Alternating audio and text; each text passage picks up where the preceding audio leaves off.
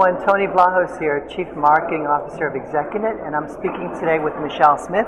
Hi, Michelle. Hello, Tony. And Michelle, of course, is the Vice President of Business Development with OC Tanner.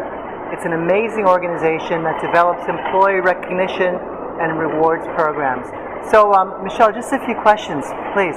So, from any time in your life, what tough choices have you made that now guide or influence how you make new tough decisions? My stake in the ground was all about knocking down silos and this short-term thinking in business. I just think it's so destructive. We're really squandering an opportunity in business when we are so focused on the short term and not making the best decisions in the long term.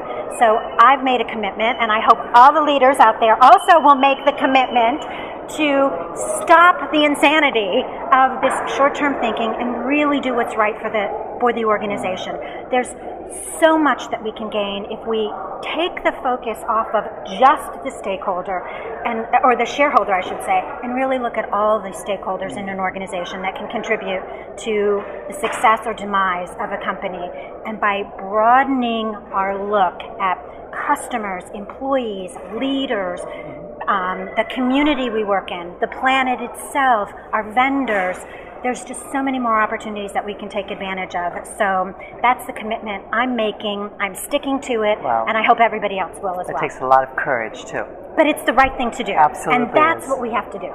So, Michelle, what are the 1, 2, maybe 3 toughest challenges that organizational leaders need to overcome to lead us into the future?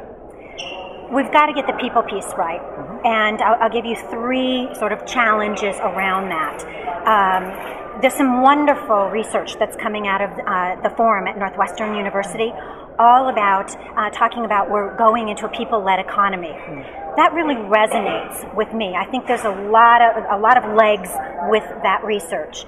And what it's saying is suggesting that people are now the center of our opportunity in business, but they're expecting a different relationship than they've had in the past. Before it was very hierarchical, and now those people, whether they're our customers, whether they're our vendors, whether they're employees, they want to have more partnership. They want to have meaning in what they do. Certainly employees, lots of want for meaning in their work and purpose. And so we as leaders have to be much more authentic than we've ever been before. And that is very hard. And that takes a lot of courage. Absolutely. Because we're used to having all of the answers and knowing everything. And instead, our customers, our partners, our employees are challenging us now and having lots of other ideas for us, and we want to listen to that. The other thing about this people piece is no surprise to any leader out there that there's a global war for talent. And it is only going to get worse, especially for skilled talent in many areas. So here again, the relationship, the dynamic is much more different. And instead of trying to manipulate our employees, get the best of our vendors, perhaps I suggest a better way would be to authentically engage with them, unleash their talents, their ideas. Stop manipulating, start unleashing, and really embracing the messiness, if you will, of people and their ideas. It's easy to manage a spreadsheet, a little harder to manage people, but much more beneficial. Fantastic. And then the third point is managers. Unfortunately, there's tremendous amount of research that 82% of the managers currently in place in our organizations are lousy, and 25% are dangerously lousy, according to Gallup organization. So we can't expect our people to thrive. We can't expect our organizations to grow.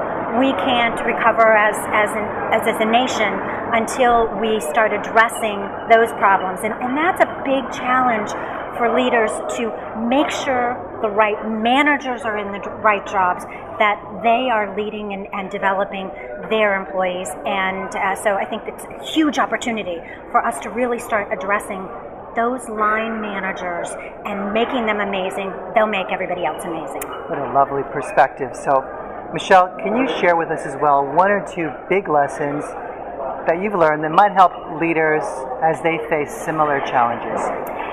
For me right now, it's all about intangibles. And the intangibles around vision, for one. This is an area where a lot of leaders, especially senior leaders, think it's the soft and squishy side of business. But let me give you an example of why vision is so important. People need meaning, purpose, direction to do their best. You just point them in the direction, tell them why. It's amazing what they'll be able to do with that. But they need that clarity. And that's what vision is about. It's not the poster on the wall in the cafeteria. It's about setting that direction. Here's where we want to go as an organization, unleashing the people to then use their talents and skills to get you there. But think of the example of if you're driving and it's a beautiful, clear day. You're going to go with confidence and clarity where you need to go. All of a sudden you run into a bank of fog and you pull back on the accelerator, you're less certain, you're squandering an opportunity. And that's when what we find when leaders don't really articulate that vision, their people are driving in the fog. And the other intangible is about the value of people. How we lead, how we motivate it, how we value people is all going to have to change in this new economy. What would a Google be? What would a Yahoo and Apple be without people who are creative, who are persistent, who are dogged, who are very curious, but yet you don't see those on job descriptions. It's all about the skills. Yeah. So I challenge everyone, and I know you'll support me on this, Nick, that we have to find a way to appreciate, to embrace and encourage those kind of intangible skills, because those are the skills that will drive us forward in the future. I'm with you. I'm in the passenger seat, if not driving. Yeah, that's right. That's right. On a clear day. On a clear day, yes. So, for all of our listeners, everyone who's watching us today, their CEOs and their teams, what should they know about the future of their work, Michelle?